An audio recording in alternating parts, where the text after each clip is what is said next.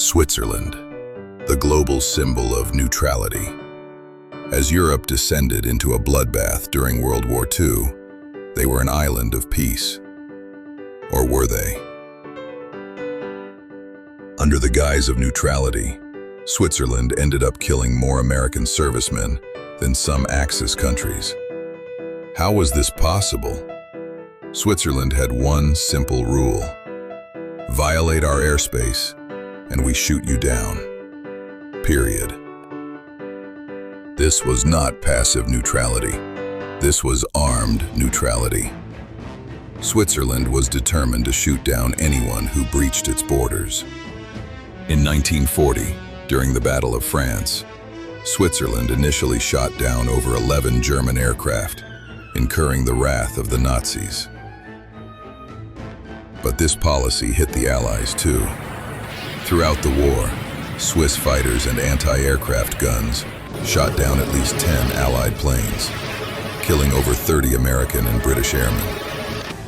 After German threats of retaliation, Switzerland changed tactics. Instead of shooting them down, they began forcing planes to land. In total, hundreds of Allied aircraft landed on Swiss soil, and over 1,700 crew members were interned for the duration of the war. The real tension escalated in 1944. Due to navigational errors and poor weather, American bombers, thinking they were over German targets, mistakenly bombed Swiss cities, most notably Schaffhausen. Civilians died. Switzerland's response was swift. Their air force shot down 6 more U.S. bombers. The Americans retaliated with a diplomatic threat. They threatened to halt all trade. Fearing the economic loss, Switzerland backed down, significantly easing its air defenses against American planes. But they continued to shoot down everyone else. The craziest part: Allied airmen who parachuted into Switzerland were interned in the same camps as Nazi pilots. Enemies played cards side by side, while outside, Swiss coffers swelled.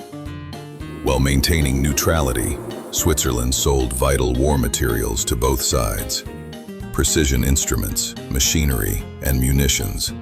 They profited immensely from the trade and became a key clearinghouse for Nazi gold.